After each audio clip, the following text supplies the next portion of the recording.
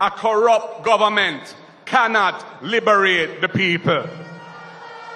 If the head of the stream is corrupt, the entire river will be also. I do not support corruption. Corruption takes money away from children's education. It deprives hospitals of basic necessities. It means that roads are not fixed.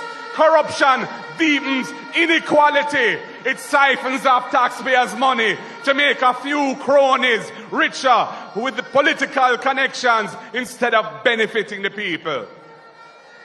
This government has been doing everything it can to weaken and undermine the Integrity Commission, which is an institution that I designed as Minister of Justice and brought the legislation to Parliament to fight corruption in this country.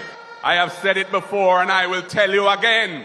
Jamaica cannot move forward without a government built on integrity that embraces principles of good governance in this country.